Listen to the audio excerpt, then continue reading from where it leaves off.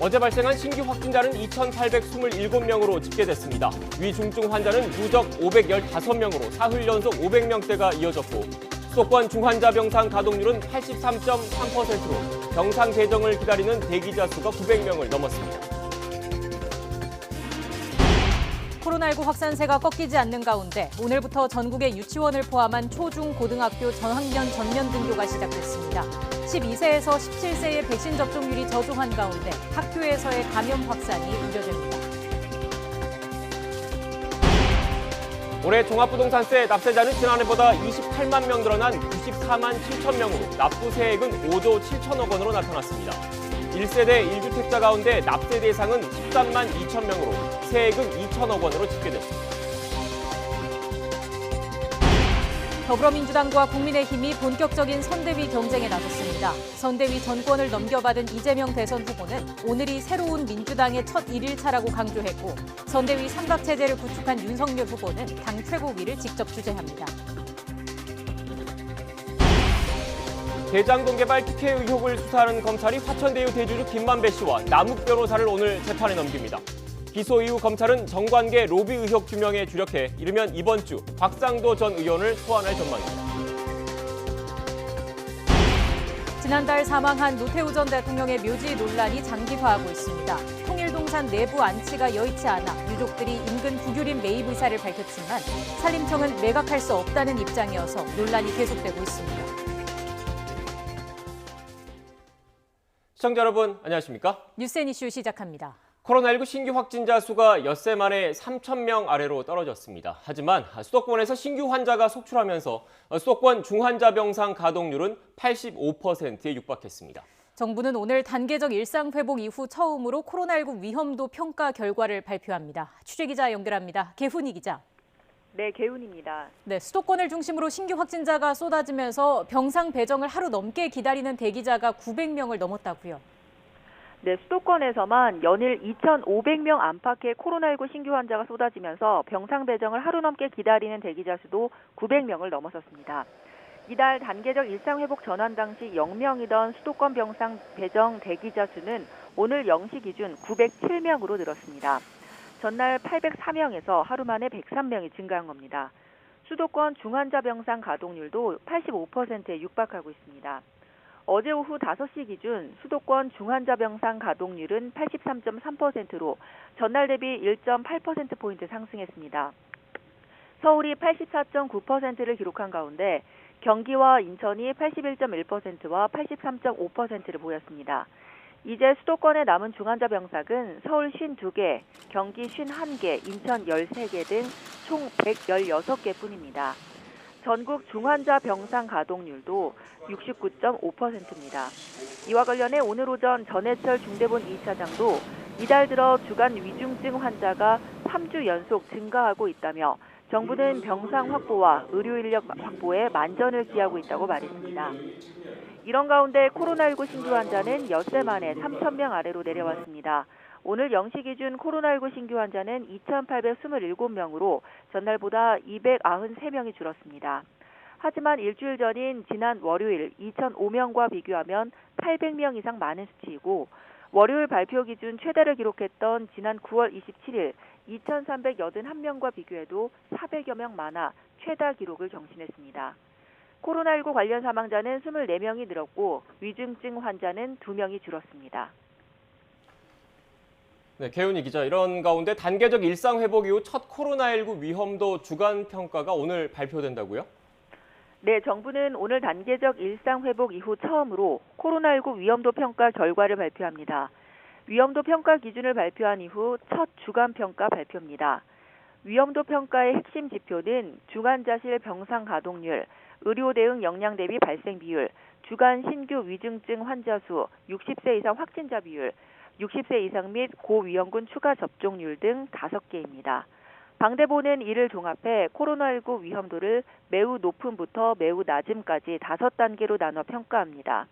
앞서 11월 둘째 주 위험도의 경우 수도권은 중간, 비수도권은 낮음으로 평가됐는데 지난주에도 코로나19 확산세가 줄지 않은 데다 수도권의 상황이 좋지 않아 위험도 평가에 어떤 영향을 주게 될지 주목됩니다. 지금까지 사회 2부에서 YTN 개훈입니다. 코로나19 확산세가 이어지면서 주간 일평균 위중증 환자 수가 3주 연속 증가했습니다. 전해철 중앙재난안전대책본부 2차장은 중대본 회의 모두 발언에서 지난주 일평균 위중증 환자 수는 498명으로 11월 첫 주부터 3주 연속 증가세라고 말했습니다. 정부는 병상과 의료 인력 확보에 만전을 기하고 고위험군에 대한 추가 접종도 확대할 계획입니다. 단계적 일상 회복이 시행된 지 3주 만에 수도권을 포함한 전국 유치원과 초등학교에서 전면 등교가 시작됐습니다. 네, 코로나19 첫 발생 이후 국내에서 첫 발생한 이후에 2년 만에 전면 등교다 보니 학교도 긴장의 고삐를 늦추지 못하고 있습니다.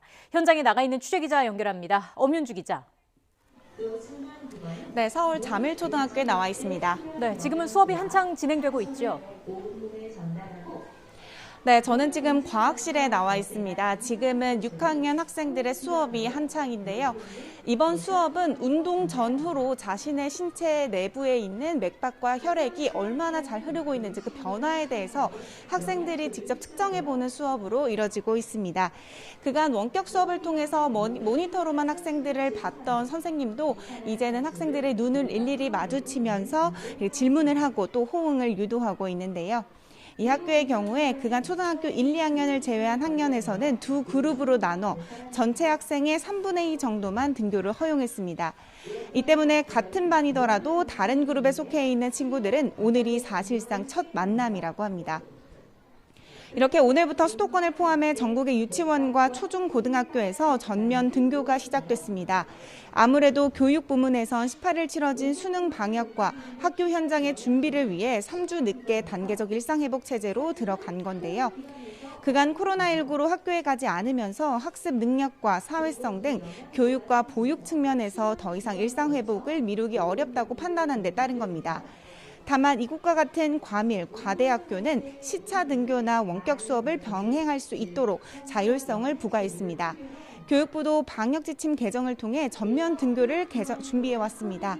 이에 따라 함께 사는 가족이 자가격리 통보를 받더라도 예방접종을 완료한 학생은 학교에 갈 수 있고 설령 확진됐더라도 예방접종 여부와 PCR 검사 음성 등을 따져 등교할 수 있도록 허용했습니다. 문제는 지금의 매서운 감염 확산세입니다. 단계적 일상회복에 접어들면서 전국 확진자 수가 3,000명을 넘나들 정도로 급증한 데다 학생 감염자까지 늘면서 의료체계가 이를 감당할 수 있을지 우려가 큽니다. 실제로 최근 들어 학생 확진자가 하루 평균 330명 넘게 나오는 데다 이들의 예방 접종률도 낮다 보니 자칫 전면 등교가 코로나19 확산의 기폭제가 될 수 있는 게 아니냐라는 걱정 섞인 목소리도 나오고 있습니다. 애초 10대 학생들의 백신 접종을 자율 선택에 맡긴다는 방역 당국도 최근 들어서는 학생 접종을 권유하는 모양새입니다. 또 100명 이상 참여하는 행사 등에 18살 이하 청소년에게도 방역 패스를 적용하는 것도 검토할 방침입니다. 이와 함께 1,300여 명 규모의 학교 생활방역 지도 점검단을 구성해 연말까지 교문 밖, 주변 PC방과 노래방 등에 대한 순찰도 강화할 계획입니다. 지금까지 서울 자밀초등학교에서 YTN 엄윤주입니다. 코로나19 확진자가 급증하면서 위중증 환자 병상 확보에 비상이 걸렸죠. 그런데 특히 정신질환을 앓는 확진자를 치료할 병상 확보는 더 시급한 실정이라고 합니다. 경기 구리시의 한 정신병원에선 56명이 집단 감염됐는데 대부분 치료 병상이 없어서 그대로 병원 안에 격리돼 있습니다. 황보혜경 기자가 보도합니다. 경기 구리시에 있는 이 정신병원에선 지난 2일 입원 환자 1명이 처음 확진된 뒤 환자 49명을 포함해 56명이 집단 감염됐습니다. 하지만 치료를 위해 외부 병원으로 옮겨진 확진자는 고작 10여 명. 나머지는 대부분 정신병원 내부에 자체 격리됐습니다. 이 병원은 동일 집단 격리 조치에 들어가면서 여전히 확진자 10명 가까이가 병원 안에 격리돼 있습니다.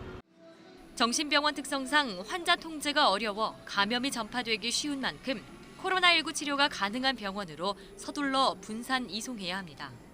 하지만 병상이 부족한 탓에 위중증으로 악화한 환자만 하루 한두 명꼴로 이송하고 있습니다.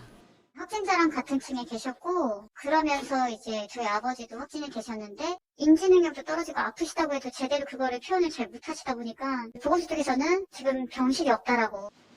위중증 환자가 아닌데도 병상이 부족한 건 일반 병원이 아닌 정신과 진료가 가능한 병원에서 코로나19 치료를 받아야 하기 때문입니다.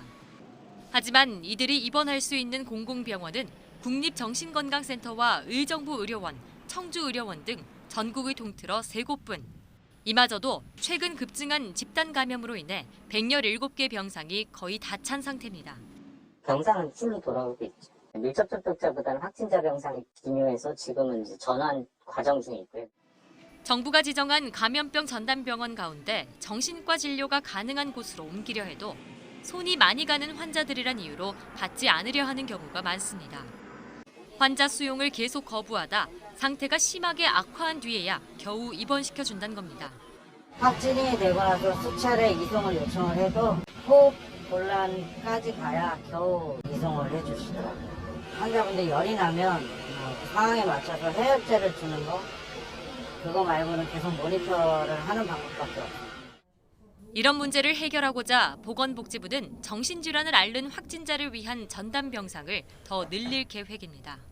지방의료원 등 공공병원에 정신질환자 격리병실을 구축하는 사업도 국회에서 논의되고 있습니다. 특수병상에 준하는 수준으로 지금 전담병상 확보가 필요하다고 알고 있고 의료원급의 격리병상 확충 예산을 넣어놨어요. 하지만 감염병 전담병원에 협조가 없는 한 당장 병상 부족 문제를 해결하긴 어렵습니다. 코로나19 전담병원이 환자를 가려받는다는 비판도 나오는 가운데 감염병에 취약한 정신질환자를 위한 대책 마련이 시급합니다. YTN 황보혜경입니다.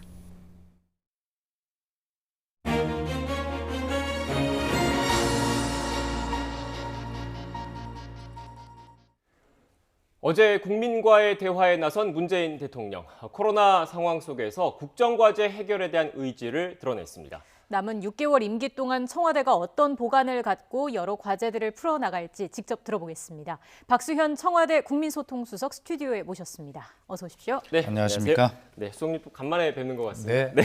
어제 국민과의 대화가 생방송으로 진행됐잖아요. 네. 스튜디오에 직접 함께 계셨습니까? 예, 그렇습니다. 현장 분위기는 어땠습니까?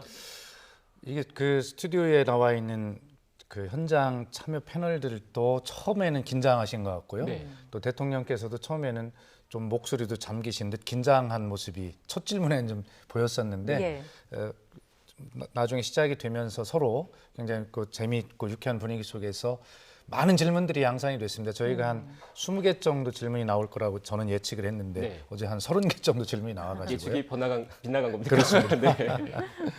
국민과의 대화 그 의미를 두고 여야 평가도 좀 엇갈린 모습을 보였어요. 직접 현장에서 들으셨을 때 가장 좀 와닿았거나 좀 뼈아프게 느껴졌던 그런 내용들도 있었을까요? 우선 저희가 그 일상 회복, 민생 회복, 그다음에 이제 포스트 코로나의 국가적 과제 이렇게 세 분야로 나누었는데 사실 뒤에 국가적 과제는 거의 다루지 못할 정도로 앞에 코로나 방역, 백신 여기에 집중했거든요. 국민들의 관심이 사실 그만큼 많이 있고 우리 최대 과제라는 것을 여실히 보여주었죠. 그래서 대통령께서는 차분하게 정부의 그런 로드맵을 잘 설명을 해드렸습니다. 지금 아픈 부분에 대해서도 대통령께 직접 가장 아쉬운 부분은 뭐냐라고 질문이 있었는데 대통령은 역시 그 부동산 문제를 꼽으셨고 또 청년 실업이나 고용 뭐 이런 문제 나왔을 때 드디어 질문이 나오는군요라고 하면서 그렇게 분위기를 또 유도하는 모습도 보였습니다. 모든 문제에 대해서 아까 말씀드린 대로 국민은 다양하고 많은 질문을 하셨고요. 대통령은 솔직하고 진솔하게 답하셨고 그래서 아마 많은 국민이 공감해 주셨기를 저희들은 이렇게 소망하고 있는데 어떻게 보셨는지는 모르겠습니다. 네. 저도 어제 국민과의 대화 방송을 지켜봤는데 코로나 관련해서 여러 시민분들 각자의 어려움을 대통령께 직접 토로하시는 분들이 많더라고요. 구체적으로 하나하나 좀 짚어보면 먼저 이 자영업자 소상공인분들 지금 어려움을 많이 겪고 있지 않습니까? 나름의 청와대에서 갖고 있는 보관이 있습니까? 늘 이 대책의 집중은 주로 소상공인, 자영업자 이 피해를 어떻게 할 것인가가 가장 중요한 부분이라 해도 과언이 아닙니다. 그동안에 저희가 여러 차례 추경, 전국민 재난지원금의 지급 이런 것들이 있었습니다만 그리고 세계 최초로 이 손실보상법을 국회에서 제정해가지고 그 법에 의해서 지금 손실보상을 하고 있거든요. 그런데 여전히 조금 미진한 부분이 있어서 부족하다는 것이고요. 그다음에 직접 피해 가 아닌 간접 피해 업종들이 있습니다. 이런 부분들은 또 어떻게 할 것이냐라는 또 문제도 있고, 그래서 정부가 국민들의 그런 아픔과 어려움을 잘 알고 있습니다. 그래서 이런 부분도 이번에 초과 세수를 활용해서 어떻게 더 두텁게 지원할 것인가를 지금 그렇게 대책을 잘 마련하고 있으니까 그런 어제 주신 의견들 다 담아서 더 잘할 수 있도록 그렇게 노력하겠다라고 네. 대통령께서 말씀하셨습니다. 네, 수석님께서 초과세수 말씀하셔서 질문 네. 순서를 약간 좀 앞당겨서 네. 이 얘기를 좀 질문을 드릴게요. 전국민 재난지원금과 관련해서 대통령께서는 내각의 판단을 존중한다, 신뢰한다. 그래서 어떻게 보면 내각에 힘을 실어줬습니다. 민주당 이재명 후보와의 차별화다 이렇게 봐도 되는 겁니까? 대통령께서 이재명 후보와 차별화하실 일은 없고요. 아마 언론은 이재명 후보나 또 야당 후보님도 마찬가지입니다. 대통령과 청와대와 차별화 이렇게 아마 그 기사들을 쓰시는데 또 타당한 부분이 있고요. 저는 뭐 꼭 그렇게 질문하신 케이스에 딱 맞춰서 하는 답변이 아니라 일반론적으로 보면 대선 기간 중에 여야 대선 후보님들 모두가 문재인 정부보다는 좀 더 나은 다음 정부를 만들겠다고 국민께 약속하시는 거 아니겠습니까? 그렇기 때문에 성과는 성과대로 이어가지만 문재인 정부가 부족한 부분은 나는 이렇게 하겠다라고 차별화한 전략과 비전을 국민 앞에 제시하고 선택을 받으시려고 하는 노력은 너무나 자연스럽고 당연한 것이다. 그렇게 말씀드리고요. 그래서 언론은 그걸 차별화하라 쓰지만 그것에 대해서 청와대는 뭐 그것에 대해서 어떤 입장을 밝히거나 뭐 그러지 않고 아주 잘 지켜보고 있습니다. 그래서 더 잘 문재인 정부보다 더 나은 다음 정부를 국민과 함께 만들기를 저희들은 소망하고 있습니다. 네.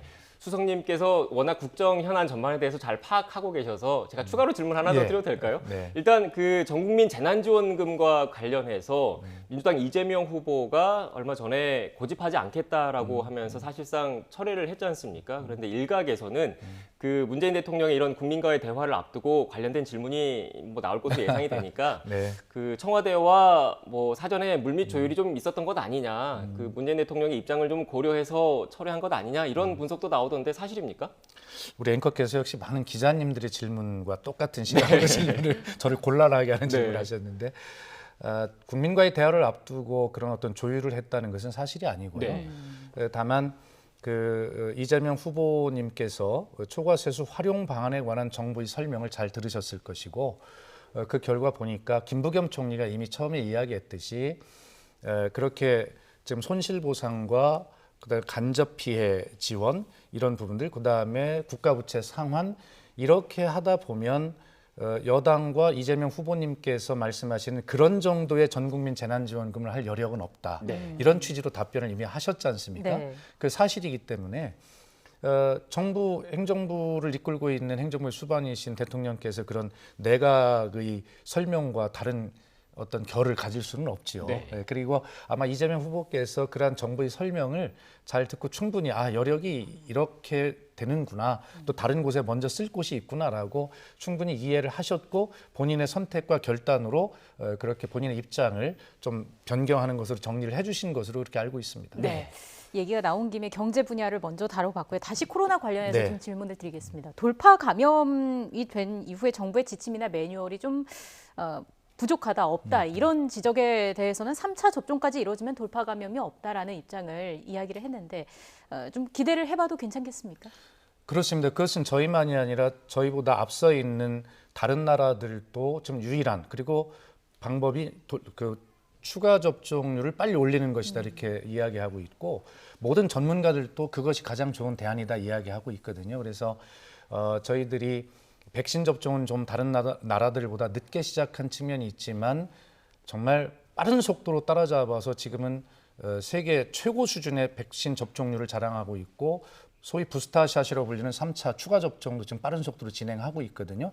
그걸 하는 것이 중요하고 그다음에 지금 그 접종 대상이 아닌 것으로 분류돼 있던 소아 청소년들까지 저희가 그 대상을 넓히는 것으로 지금 진행을 하고 있고 특히 5세에서 11세까지는 미국이 하겠다라고 발표를 하고 시작을 하고 있는데 저희는 대통령께서 미국의 그런 어떤 5세, 11세 접종과 이상 반응 현상들을 잘 모니터링하면서 추가 접종을 결정하겠다 이렇게 이야기를 했습니다. 다시 말해서 3차 추가 접종을 빨리 늘리는 것, 그리고 미접종 대상자들에게 접종 범위를 넓히는 것, 그러면서도 마스크 착용과 이런 기본적인 개인 방역 수칙을 잘 지키는 방역 기본을 잘 지키는 것, 이것이 바로 일상 회복으로 빨리 나아갈 수 있는 길이다라는 그런 방침의 변화가 없습니다. 네, 수석님 지금 현재 문재인 정부에 주어진 가장 큰 과제 어떻게 보면 코로나19 방역이라는 측면 그리고 경제 활력, 경제 회복이라는 측면이 있는 거지 않습니까? 그렇습니다. 이렇게 단계적 일상 회복이 진행되면서 자연스럽게 경제 회복에 대한 기대도 커지고 있는데 청와대 내부에서는 어떻게 보고 계십니까? 그러니까 이번에 그 3, 4분기 가계 동향이 발표가 되었지 네. 않습니까?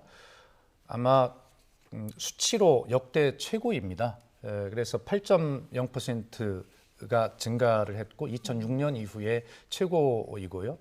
거기에 소위 이제 그 뭐 시장 소득이라고 할 수 있는 이제 근로소득, 사업소득 이런 모든 지표, 그 다음에 정부 정책의 영향이 반영되어 있는 공적 이전 소득 이런 것들이 전부 다 증가를 했습니다. 네. 그래서 앞에 나온 어떤 그런 소득 지표는 지금 말씀하신 대로 경제가 회복이 되면서 나타나는 아주 그 긍정적인 시그널이다 이렇게 보고 있고요. 정책 이전 소득, 공적 이전 소득이 증가 이런 부분도 한 30% 증가했는데 이 부분은 역시 정부가 재난지원금이 지급 추경해서 그 포용적 회복을 하기 위한 정부의 정책의 효과가 나타나고 있다 이렇게 분석을 하고 있는데 다만 여기서 아쉬운 것은 언론 보도를 보면 재난지원금이 반짝 효과라고 이렇게 보도를 하는 언론도 계시던데요. 네. 예, 그런 반짝 효과가 나타나고 또 그것이 지속적으로 유지될 수 있도록 하는 것이 정부 정책의 기본 아니겠습니까? 그것만 옳은 것이 아니라 전부 다 모든 소득들이 그렇게 좋은 효과를 보이고 있다라는 것이어서 명확하게 정부 정책의 효과 이런 것들이 종합적으로 나타나면서 경기 회복이 확실하게 눈에 보이고 있다 이렇게 평가를 하고 있습니다. 네. 자, 그리고 일자리 감소와 관련해서 또 관심을 갖는 분들이 많으신데 이제 과거와 다른 형태의 일자리가 생기는 반면에 전통적인 일자리가 좀 사라지고 있다는 점에 많이 좀 주목을 하고 있는 것 같습니다. 사회적 논의 필요성을 강조하셨는데 어떤 방향으로 이 논의가 이루어져야 될까요? 굉장히 중요한 문제를 지적해 주셨는데요. 네. 한번 우리 그 시청자와 국민들께 이해하기 쉽도록 제가 설명을 해보겠습니다. 예를 들어서 석탄 발전소가 있습니다. 그런데 이제 석탄은 좀 줄여가야 되는 건 아닙니까? 탄소 중립을 이행하려면. 자, 그러면 여기서 이제 LNG 발전소나 이런 것으로 넘어간다고 이제 우선 그 단계로 보면 네. 이 전통적인 석탄 발전소에 근무하던 이 인력을 어떻게 하면 LNG에 잘 적응할 수 있도록 전환을 잘 시켜주는 것이냐. 이것이 소위 공정한 노동의 전환이라고 하거든요. 그리고 이미 우리가 보령 1, 6기 화력발전소의 그런 정지와 거기서 나온 인력을 다른 쪽으로 잘 공정하게 전환시키는데 굉장히 성과가 있다고 저희가 평가하고 있거든요. 산업 전반이 아마 이런 형태의 고민이 돼야 될 겁니다. 내연 자동차, 기관 자동차가 어떻게 전기차와 수소차로 옮아가는데 이 기존에 있는 이 직원들을 어떻게 전환시킬 것이냐. 어떤 직업 재교육도 필요할 것이고 일자리의 연계도 필요할 것이고 이런 것들이 지금 굉장히 중요한 시기가 됐고요. 아마 여기에 모든 정부의 역량이 집중이 될 것이라고 생각을 하고 기업도 여기에 대해서 스스로 대비하고 있다는 말씀을 드립니다. 네. 지금 수석님께서도 드디어 이 질문을 하는구나라고 속으로 생각하실지 모르겠는데 네, 네. 부동산 얘기 좀 해봐야 될 것 같아요. 다음 그렇습니다. 정부까지 어려움을 넘기지 않겠다. 네. 어떤 의미입니까? 지금 부동산은 대통령께서 여러 차례 사과하셨고 어제도 재차 고개를 숙이셨다 언론이 이렇게 평가하고 있고 그런 마음으로 그 자리에 서신 것입니다. 네. 그러나 최근에 그 부동산의 지표를 보면 그 서울 아파트값 중심으로 9월 둘째 주 이후에 상승폭이 연속해서 계속 둔화되고 있거든요. 다만 이것이 어제 대통령께서 말씀하신 목표, 우리 정부 남은 목표가 하향 안정세라는 소리를 들을 수 있도록 하는 그런 목표에 도달했다는 소리는 아니지만 네. 혹시 그런 어떤 현상의 시작인지를 면밀하게 모니터링하고 있고 여기에서 그런 현상을 대통령 말씀하시는 대로 하향 안정세로 굳히기 위한 그런 임기 마지막에 정책들은 어떤 것이 있는가라고 하는 것들을 더 살펴보겠다는 뜻이고요. 그러나 분명한 것은 그 대통령 어제 말씀하셨습니다. 무주택 서민, 그다음에 청년, 신혼부부 이렇게 실수요자들이 내 집 마련에 대한 꿈을 또 꿈이 크기를 줄일 수밖에 없는 상대적 박탈감을 느끼게 해드린 점에 대해서 굉장히 송구스럽게 생각하나 그러나 이런 어떤 모멘텀이 계기가 왔기 때문에 이것이 정부 정책의 효과가 아닌가라고 하는 것에 대해서 면밀히 분석을 하면서 다음 정부에 더 큰 부담을 넘기지 않도록 해야 되겠다는 것. 그리고 중요한 것은 공급이 중요한 대책이라고 하는데 공급하려면 택지가 공급이 되지 않습니까? 문재인 정부에서는 바로 우리 정부에서 쓸 택지는 뭐 그렇게 효과적으로 하지는 못했지만 마련한 이 택지는 다음 정부의 공급 기반이 될 것이다라는 그런 확실한 생각을 가지고 있고 내년부터 향후 10년부터 후에는 과거 10년에 비해서 굉장히 많은 주택 공급할 수 있는 기반이 마련이 됐고 네. 연별로도 그렇게 된다라는 말씀을 드립니다. 네. 지금 시간이 얼마 남지 않아서 간략하게 예. 곤란한 질문 하나 더 드려도 될까요? 네. 문재인 대통령 내년에 베이징 올림픽 뭐 개회식이든 폐회식이든 가시는 겁니까? 저희들은 늘 설린 우호 외교의 원칙을 가지고 모든 가능성을 열어놓고 그런 자세를 임하고 있습니다만 그것에 대해서 아직 결정한 바 없고 그리고 어쨌든 그런 자세로 늘 대화하고 노력해 나갈 것입니다. 네, 알겠습니다. 지금까지 박수현 청와대 국민소통수석과 함께 국정 현안 전반에 대한 이야기 나눴습니다. 수석님 오늘 말씀 고맙습니다.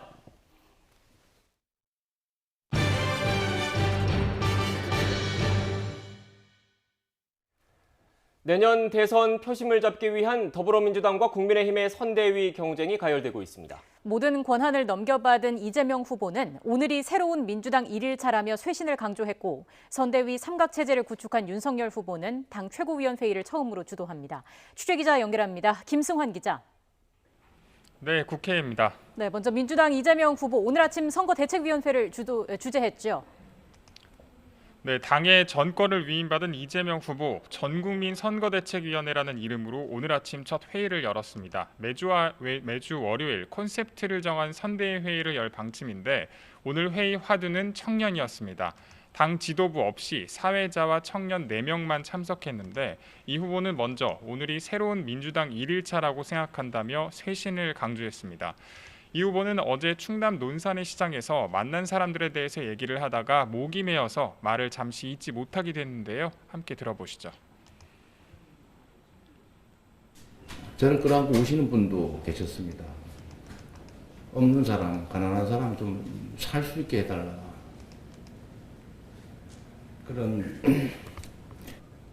그런 분들의 그 눈물을 제가 정말로 가슴으로 받아 안고 살아가고 있는지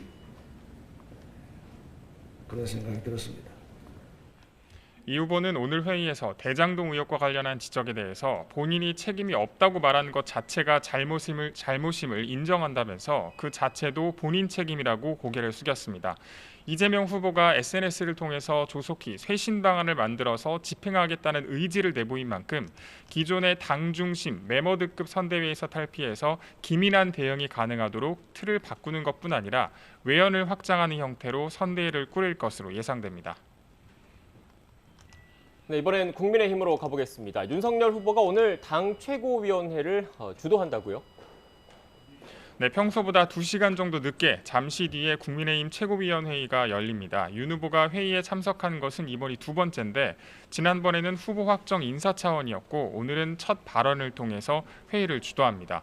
최고위원들에게 선대위 구성안에 대한 본인의 생각을 얘기하고 의견도 들을 예정인데 YTN은 잠시 뒤 생중계로 전해드릴 예정입니다.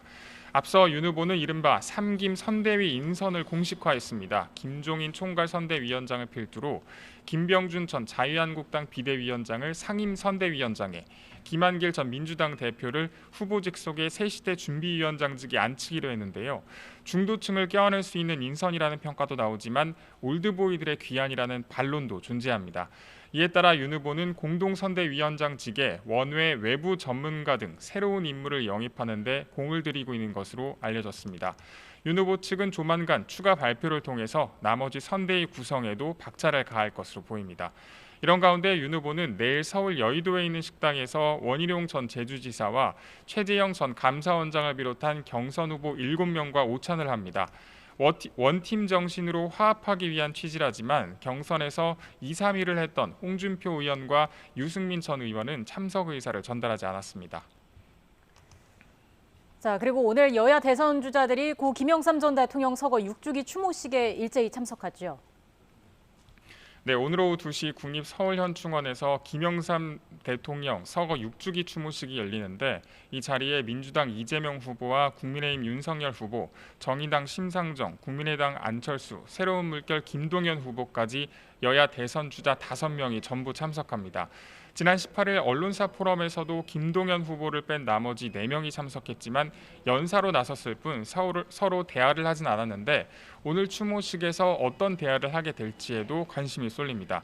이재명 후보와 윤석열 후보는 오전 10시쯤 서울 광화문에서 열리는 언론사 주최 포럼에도 함께 참석했는데요. 서로 이야기를 나누진 않고 국가 비전을 발표하는 행사만 마친 뒤 자리를 떴습니다. 지금까지 국회에서 YTN 김승환입니다.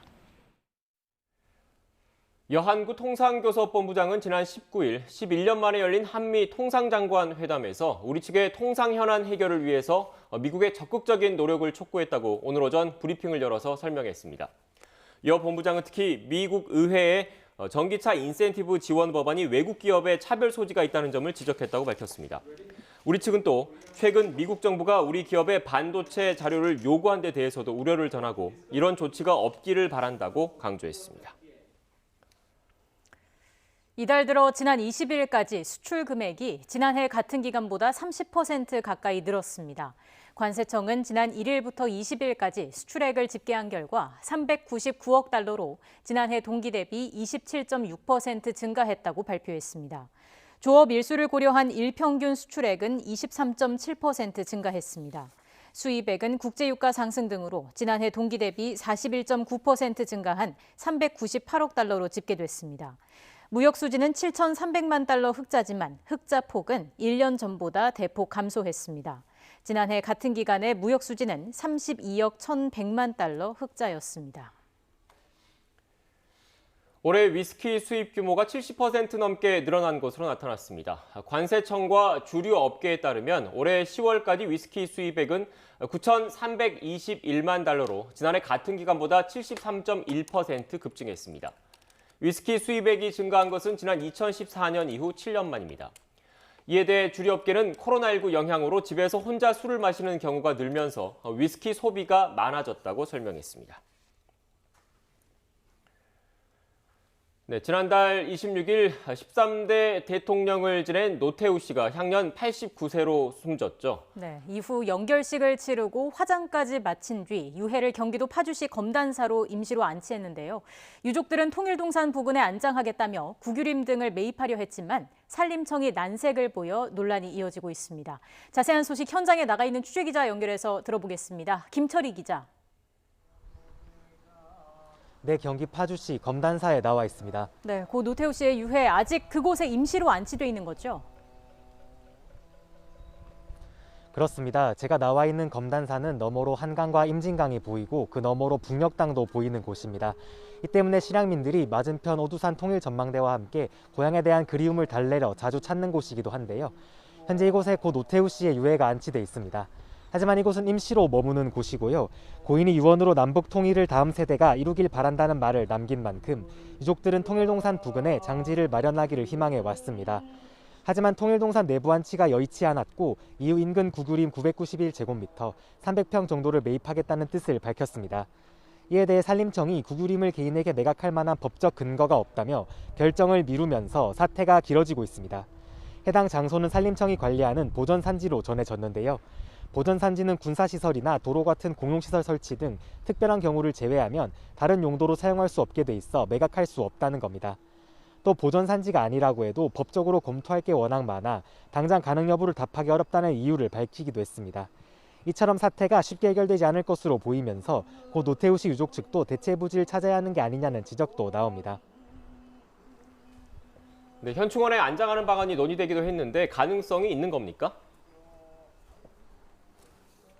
네, 그렇진 않습니다. 현재 국립묘지법은 안장 대상에서 제외되는 사람의 범위를 정하고 있는데요. 제2호에는 내란죄 등 혐의로 실형 이상의 형을 선고받은 사람을 그 대상에서 제외하고 있습니다. 노태우 씨가 여기에 해당한다는 겁니다. 정부 관계자는 노 씨 측 유가족 측으로부터 현충원 안장 요청 자체가 없었기 때문에 검토 대상도 아니었다고 밝혔습니다. 다만 노태우 씨의 장례가 국가장으로 치러지면서 국가장법에 따라 장지 마련까지는 정부가 함께하고 있는데요. 국가장법에 따르면 정부가 국가장 대상자에 대해 안장식까지 주관해야 하기 때문입니다. 법에 정해진 절차를 마무리하기 위해 현재 정부와 파주시, 유가족 측이 함께 문제 해결을 위해 머리를 맞대고 있지만 해법 찾기가 쉽지 않아 논란이 장기화할 가능성도 제기되고 있습니다. 지금까지 경기 파주시 검단사에서 YTN 김철입니다. 대장동 개발 특혜 의혹을 수사하고 있는 검찰이 이번 사건의 핵심 인물인 김만배 씨와 남욱 변호사를 오늘 재판에 넘깁니다. 수사팀의 코로나19 집단 감염과 쪼개기 회식 논란 끝에 주임 부장검사가 경질된 여파가 수사 결과에 어떤 영향을 미쳤을지, 또 최종 배임 액수 산정과 그간 뚜렷한 진척이 없었던 로비나 윗선 수사는 앞으로 얼마나 성과를 낼 수 있을지에 관심이 쏠리고 있습니다. 검찰 취재기자 연결하겠습니다. 우철희 기자. 네, 서울중앙지방검찰청입니다. 네, 검찰이 오늘 김만배 씨와 남욱 변호사를 재판에 넘긴다고요? 네, 그렇습니다. 서울중앙지검 전담수사팀은 오늘로 구속기간 20일이 만료되는 화천대유 대주주 김만배 씨와 천화동인 4호 실소유주 남욱 변호사를 구속 기소할 예정입니다. 검찰은 휴일인 어제도 김 씨와 남 변호사를 구치소에서 불러서 막바지 기소 준비에 주력했습니다. 김 씨와 남 변호사는 크게 배임과 뇌물, 횡령 혐의를 받고 있습니다. 이미 재판에 넘겨진 유동규 전 본부장과 함께 대장동 개발 사업 과정에서 화천대유에 막대한 특혜를 몰아주고 성남도시개발공사에 최소 651억 원 상당의 손해를 끼쳤다는 게 검찰의 판단입니다. 동시에 김 씨는 유 전 본부장에게 700억 원을 주기로 약속하고 남 변호사는 공모지 침서 작성 등을 주도한 정민용 변호사에게 35억 원을 건넨 것 등으로 검찰은 의심하고 있습니다. 공소장에는 구속영장 청구 당시의 혐의 위주로 적시될 것으로 예상됩니다. 수사팀의 코로나19 집단 감염과 쪼개기 회식 논란 끝에 주임 부장검사가 중도에 경질되는 등 구속 이후 수사가 사실상 겉돌았기 때문입니다. 이 때문에 검찰이 신병 확보 뒤 김 씨와 남 변호사의 추가 혐의를 얼마나 밝혀냈는지, 또 배임 액수가 늘어나거나 더 구체화됐는지 등은 관심을 갖고 지켜봐야 할 대목입니다. 또 녹취록 제공으로 검찰 수사의 도우미를 자처하면서 핵심 인물 가운데 유일하게 구속영장 청구를 피한 천화동인 5호 실소유주 정영학 회계사의 불구속 기소 여부와 이미 영장이 한 차례 기각됐던 정민용 변호사의 영장 재청구 여부를 검찰이 어떻게 결론 내렸는지도 관심입니다. 다만 김 씨 구속 이후 검찰이 유심히 들여다봤던 곽상도 전 의원 아들의 화천대유 퇴직금 50억 원과 관련해서는 오늘 공소장에는 빠질 가능성이 커 보입니다. 그간 제대로 이뤄지지 않았던 로비나 윗선 수사를 검찰이 김 씨와 남 변호사 기소 이후에 이어갈 것으로 예상되는데, 이르면 이번 주에 곽 전 의원을 소환할 전망입니다. 또 이른바 50억 클럽의 실체, 그리고 당시 성남시장이던 이재명 더불어민주당 대선 후보의 관여 여부, 그리고 윤석열 국민의힘 대선 후보의 부산저축은행 비리 부실 수사 의혹 역시 이후에 수사 대상으로 꼽힙니다. 지금까지 서울중앙지방검찰청에서 YTN 우철입니다. 올해 주택분 종합부동산세는 지난해보다 3배 이상 늘어난 5조 7천억 원이고 대상도 28만 명 가까이 늘었습니다. 공시가격과 세율이 모두 오르며 역대 최대 규모를 기록했는데 정부는 전 국민의 98%는 과세 대상이 아니라며 부자세라는 점을 거듭 강조했습니다. 취재기자 연결합니다. 권남기 기자. 네, 경제부입니다. 네, 정부가 발표한 올해 주택분 종합부동산세 규모와 대상 다시 한번 자세히 정리해 주시죠. 네, 정부가 종합부동산세 고지서 발송에 맞춰 종부세 규모와 대상을 발표했습니다. 먼저 올해 종부세 고지세액은 5조 7천억 원입니다. 이는 지난해 1조 8천억 원보다 3배 이상 늘어난 수준입니다. 또 종부세 고지 대상은 94만 7천 명으로 역시 지난해보다 28만 명 늘었습니다. 이로써 종부세는 역대 최대였던 지난해에 이어 올해 또다시 최대치를 경신하게 됐습니다. 집값이 뛰는 동시에 공시가격이 오르며 과세 대상이 많이 늘었고 다주택자를 대상으로 한 세율 역시 오르며 전체 종부세 규모도 커진 겁니다. 정부는 이에 대해 일정 요건이 되면 종부세 대상에서 빼주는 합산 배제 등을 고려하면 최종 종부세 수는 5조 1천억 원 수준이 될 거로 보인다고 설명했습니다. 네, 많이 늘어난 종부세를 놓고 논란도 계속되고 있습니다. 일부에서 나온 종부세 폭탄이라는 지적에 대해서 정부는 98%는 내지 않는 세금이다, 이런 입장이죠? 네, 그렇습니다. 정부는 이번에 종부세 고지 규모를 발표하면서도 전 국민의 98%는 대상이 아니라고 밝혔습니다. 이러면서 다주택자 부담이 크다는 점을 강조했는데요. 올해 주택분 전체 종부세 5조 7천억 원 가운데 다주택자가 부담하는 게 2조 7천억 원으로 절반에 가깝다는 겁니다. 나머지도 법인이 부담하는 종부세가 대부분을 차지하고 있는데요. 기재부 브리핑 내용 들어보시죠. 주택시장 안정을 위한 다주택자 과세 강화 조치로 3주택 이상자 과세 인원과 세액이 증가했습니다. 부부 공동명 1주택자 특례 도입 등 이런 다양한 조치로 인해서 1세대 1주택자의 그 세부담은 크지 않은 수준이고.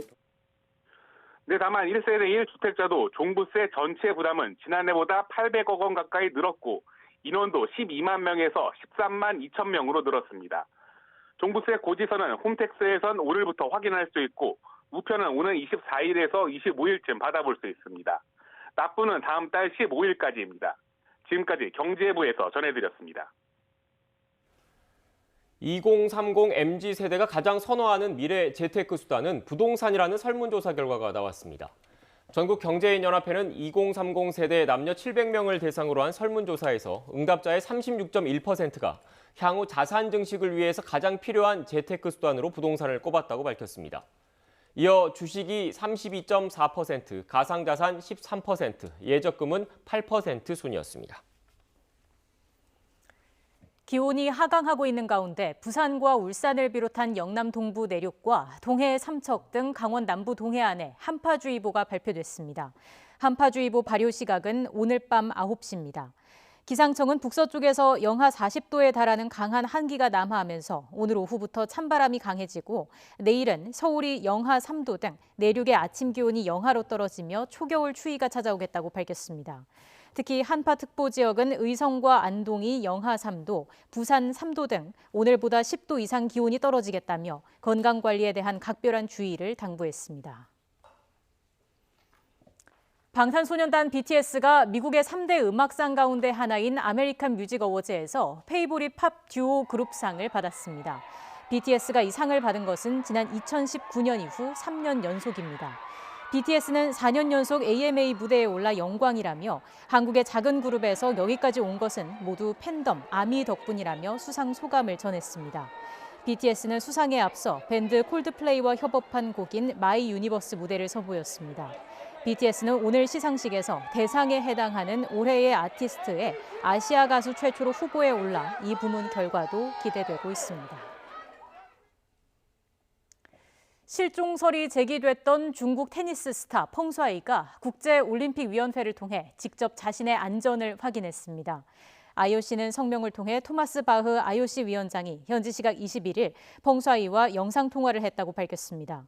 IOC는 성명에서 펑수아이는 현재 베이징 집에서 안전하게 잘 지내고 있으며 자신의 사생활을 존중받고 싶다고 말했다고 전했습니다. 데이트 폭력 신변 보호를 받던 전 여자친구를 흉기로 찔러서 숨지게 한 피의자가 경찰 조사 과정에서 자해를 시도했습니다.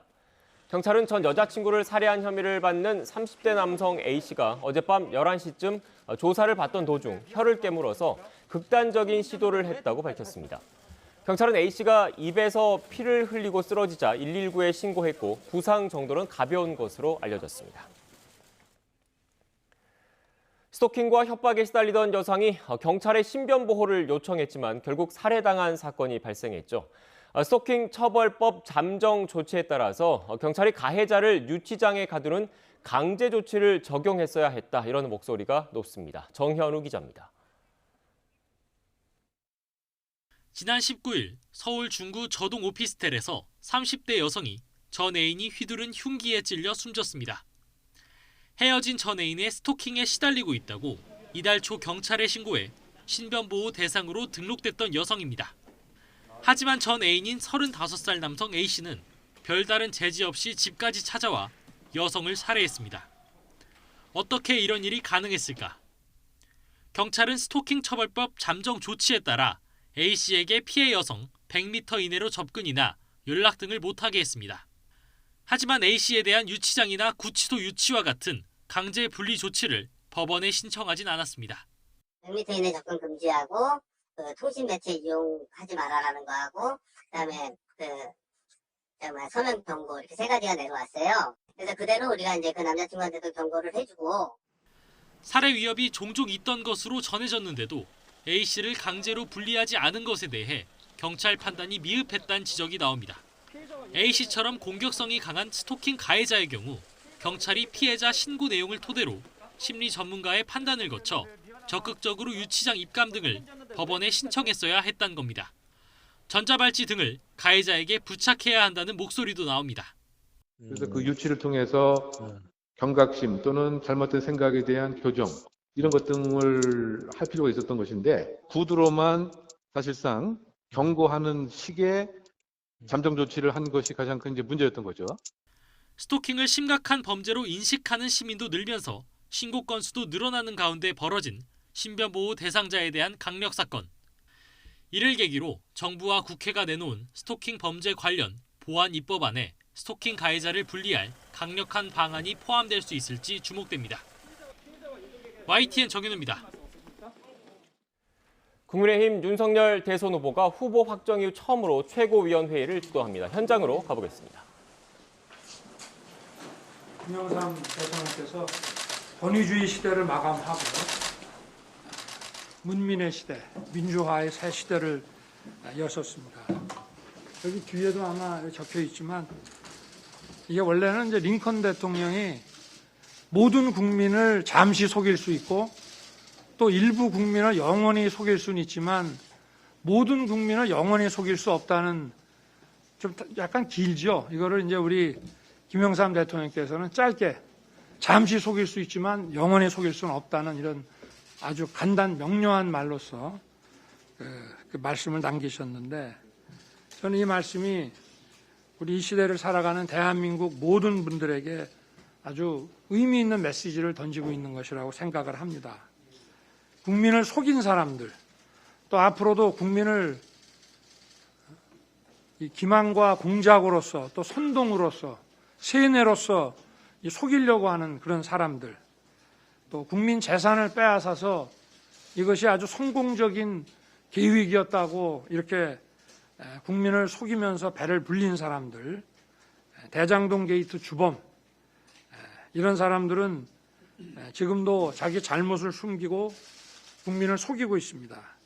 그러나 우리 김영삼 대통령의 말씀처럼 결코 국민을 영원히 속일 수는 없습니다.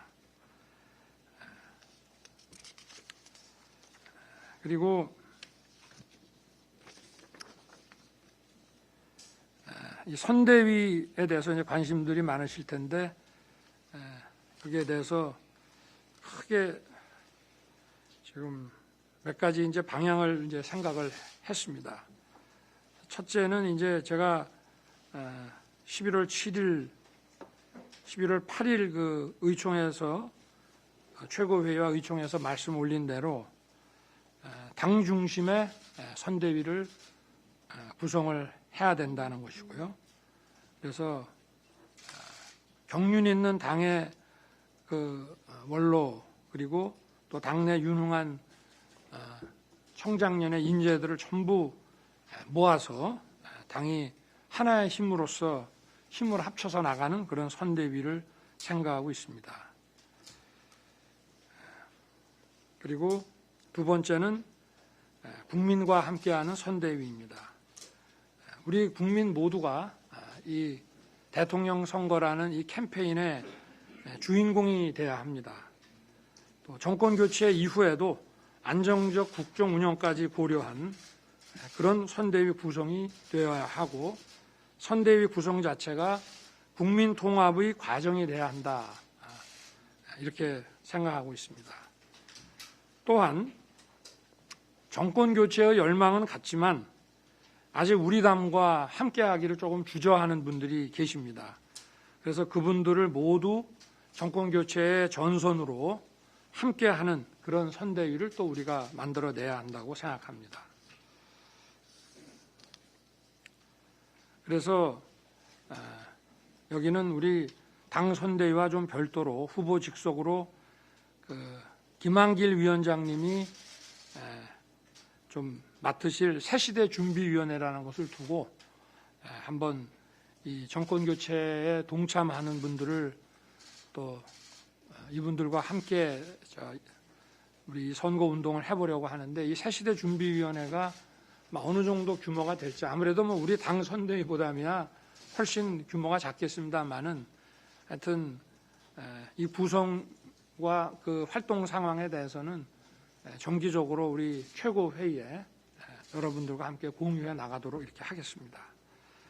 그리고 세 번째는 이제 일하는 선대위, 어떤 그 자리 중심의 선대위가 아니라 각자 영역에서 충분한 권한과 책임을 가지고 일하는 그런 선대위고, 이 후보나 캠프 또 중앙 선대위 관계자만 움직이는 그런 좁은 선거 운동으로는 정권 교체를 할 수도 없거니와, 우리 당도 이 선거 과정을 통해서 훨씬 운동력이 있고 강력한 정당으로 또 재탄생할 수 있는 계기를 마련해야 되기 때문에 우리 당 전체가 당원 한 분 한 분이 전부 힘을 합쳐서 실제로 발로 뛰는 그런 선거 조직이 되어야 할 것으로 생각합니다. 그리고 어제 제가 말씀을 드렸습니다마는 우리 당 대표이신 이준석 대표님하고 또 김병준 전 우리 국민의힘 비대위원장 이 두 분을 상임 선대위원장으로 모시는 안을 최고회의에 올리겠습니다. 그리고 김종인 총괄 선대위원장님께서는 계속 말씀을 제가 올렸는데 조금 하루 이틀 좀 시간을 더 달라고 해서 그거는 본인께서 최종적으로 결심을 하시면은 그때 올리도록 그렇게 하겠습니다. 네. 우리 대표님 하시죠. 네, 지금까지 국민의힘 윤석열 후보의 발언 생중계로 전해드렸습니다. 관심을 모았던 선거대책위원회 구성과 관련해서는 지난 8일 의총에서 말씀을 드린 대로 당 중심으로 구성하겠다라는 내용 등이 있었습니다. 보다 자세한 내용은 이어지는 뉴스에서 다시 한번 정리해드리겠습니다. 네, 뉴스 앤 이슈 2부는 정치권 소식으로 문을 열겠습니다. 저희는 잠시 뒤에 뵙겠습니다.